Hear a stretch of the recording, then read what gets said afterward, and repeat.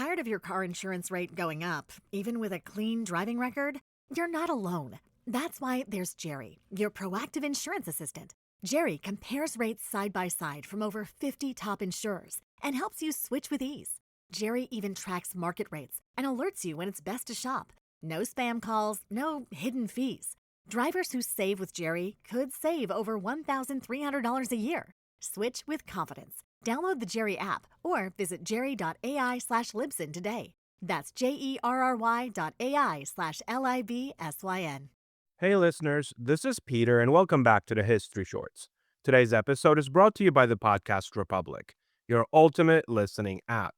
Discover and subscribe to thousands of podcasts from around the world. Download Podcast Republic today, available on Google Play and the Apple App Store. Today on History Shorts. In March of 1697, the Tsar of Russia left his country on a diplomatic mission to Western Europe. He traveled under a false name. He called himself Pyotr Mikhailov, or Peter Mikhailov, a common Russian name with no title attached. He was 6 feet 8 inches tall. He had a facial tic that caused his head to jerk involuntarily to the right. He was accompanied by a delegation of 250 people, and every single person in every court and city he visited knew perfectly well who he was. The disguise fooled nobody. It was not really meant to. What it was meant to do, and what it accomplished, was to give the Tsar of all Russia the freedom to do something no Tsar had ever done before: to go to Western Europe as a student, to work with his hands, to learn from the ground up the naval and industrial techniques that had made Western Europe the most powerful civilization on Earth, and then to go home and force Russia to become something it had never been before. Our history brief today returns to everyday history and the brief history of table manners.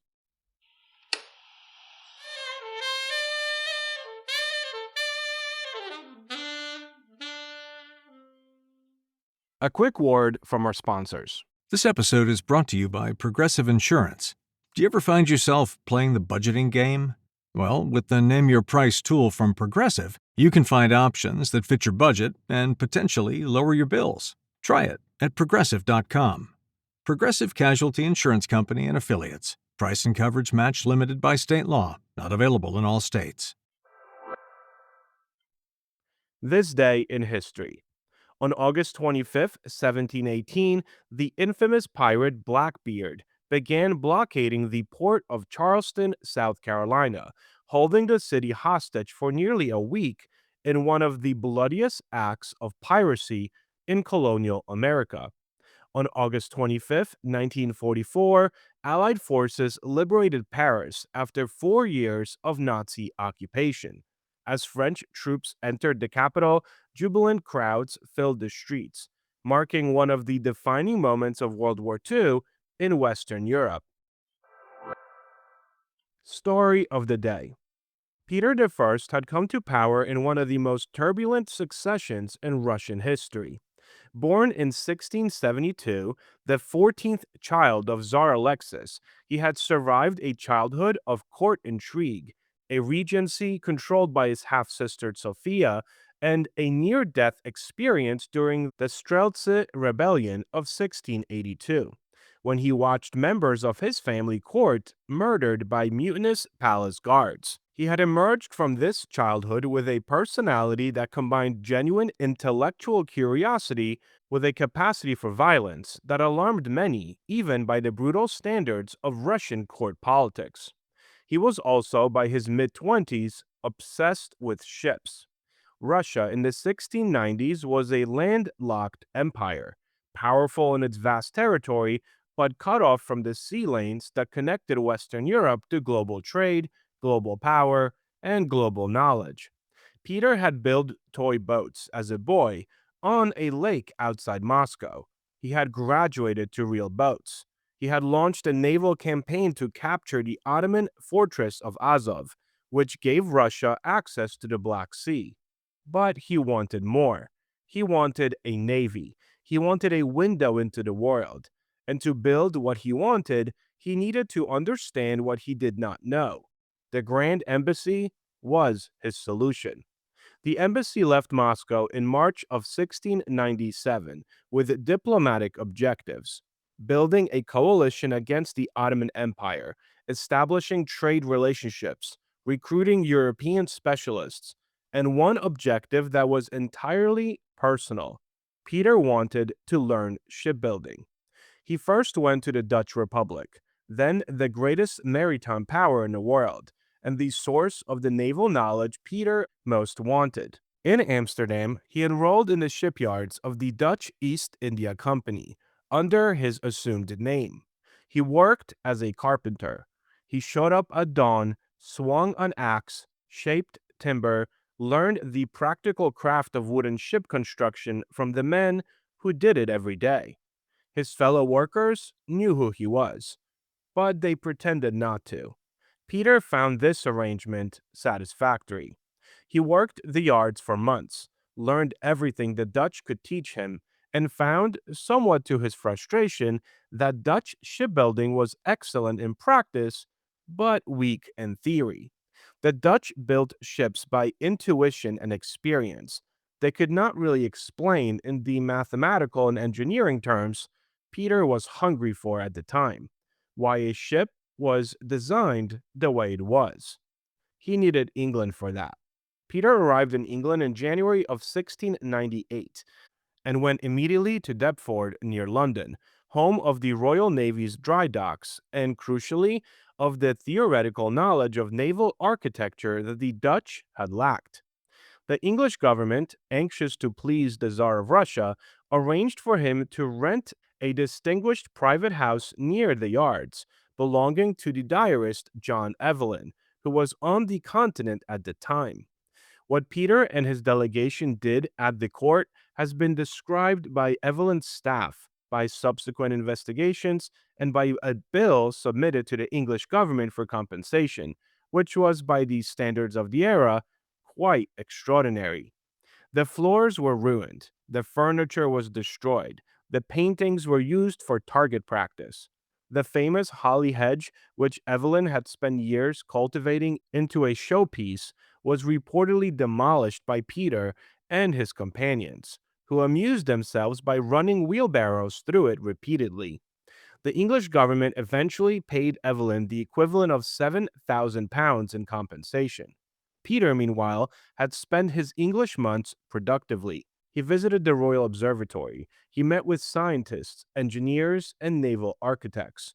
He went to the Tower of London. He attended Parliament, watching from the gallery the proceedings of a legislative body that constrained the power of its monarch, an arrangement that he found philosophically interesting and politically irrelevant to his own intentions. King William III even gave him a small ship. The Grand Embassy ended its formal journey in the summer of 1698, when Peter received word of another Streltsy rebellion back in Moscow, and turned for home immediately. He arrived to find the rebellion already suppressed by his generals. He tortured and executed approximately 1,000 of the rebels himself. And then he began the transformation. The very morning after returning, according to accounts that may or may not be exactly 100%, Peter called his courtiers together and personally cut off their beards with scissors. The beard was a symbol of Russian orthodoxy. Men who did not wear beards were considered by traditional Russian culture to be following foreign and therefore heretical practices. Peter disagreed.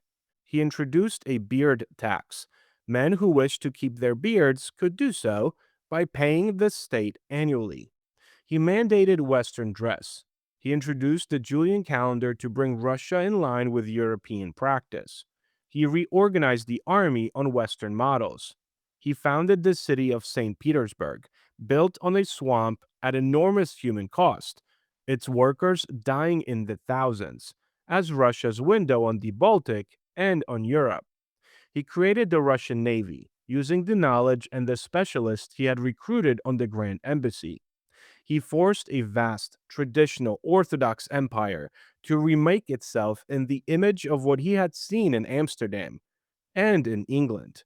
By decree, by force, by the sheer compulsive energy of a man who had picked up a carpenter's axe in a Dutch shipyard and decided that Russia would be different. Peter the Great died in 1725 at the age of 52. He left Russia transformed, a European power of the first order, with a navy, a western facing capital, a modernized administration, and a cultural identity that was now explicitly oriented toward Europe rather than Byzantium. He also left Russia exhausted. The transformation had been paid for by the Russian people in labor, in taxation, in forced resettlement, and in the suppression of every traditional institution that stood in the way of what Peter had decided Russia must become. The Grand Embassy was 18 months of a czar working in shipyards, destroying an Englishman's garden, and watching Parliament with no intention of implementing any of it. When he came home, he brought the ships. He left the Parliament behind. The History Brief. Every time you sit down to dinner, you're probably following dozens of rules without even thinking about them. Don't chew with your mouth open. Keep your elbows off the table. Wait until everyone has been served. Use the correct utensils. Say please and thank you. It all feels perfectly normal. But have you ever wondered who made up all these rules? The answer is that table manners have been evolving for thousands of years, and they have much less to do with being fancy than you might think. So let's start with the ancient world. The Greeks and Romans did not have forks, and most people ate with their hands, knives, and spoons. Banquets were often lively affairs, with guests reclining on couches rather than sitting in chairs. Good manners weren't about using the right fork. They were about showing moderation. Don't eat too greedily, don't get too drunk, and don't embarrass yourself in front of your host. By the Middle Ages, dining halls became crowded social spaces. People often shared bowls, cups, and even knives with those sitting beside them. Since everyone was eating with their hands, cleanliness became especially important. Books on etiquette instructed diners to wash their hands before meals, avoid wiping greasy fingers on the tablecloth, and even return food to a shared dish after biting into it.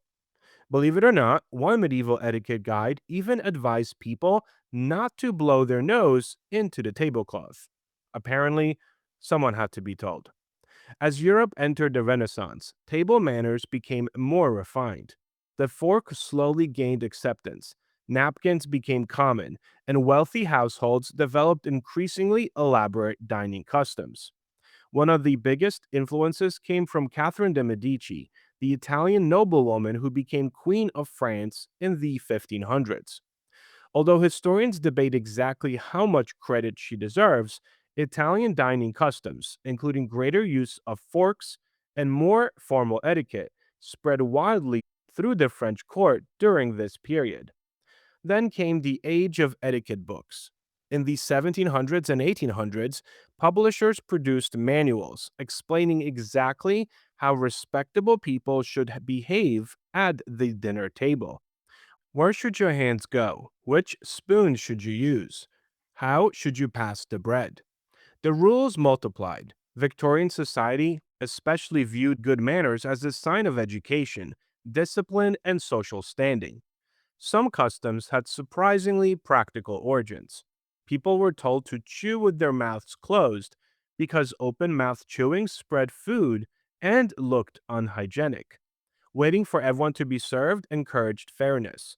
Passing food instead of reaching across the table prevented spills. Even the old rule about keeping your elbows off the table may have begun as a way to avoid bumping unstable tables in crowded medieval homes. Of course, not every culture shares the same dining rules. In some countries, slurping noodles is a compliment to the chef. In others, it's considered rude. Some cultures expect you to finish every bite, while others see cleaning your plate as a sign your host didn't serve enough food. That's the fascinating thing about manners. They're not universal, they're cultural, and they change over time. So the next time someone reminds you to mind your table manners, remember, you're practicing in traditions shaped by Roman banquets, medieval feasts, Renaissance courts, and Victorian etiquette books. Thousands of years of history served alongside dinner. And that's your everyday history for today. Thank you so much for spending some time with me today and helping make this little show such a mighty success. If you're enjoying this show and would like to help with its production, you can always donate a few dollars at buymeacoffee.com or become a Patreon member to enjoy these episodes ad-free. Both of those links can be found on our website at www.historyshortspodcast.com. And I encourage you to check out our YouTube channel where we have different videos and series that are not part of this main feed. Have a great rest of your day, and I will talk to you all again tomorrow. Across America, money is being abandoned. By taking a few seconds to check Lyft before your next ride, you can give money a better home inside your wallet. Save the money. Check Lyft.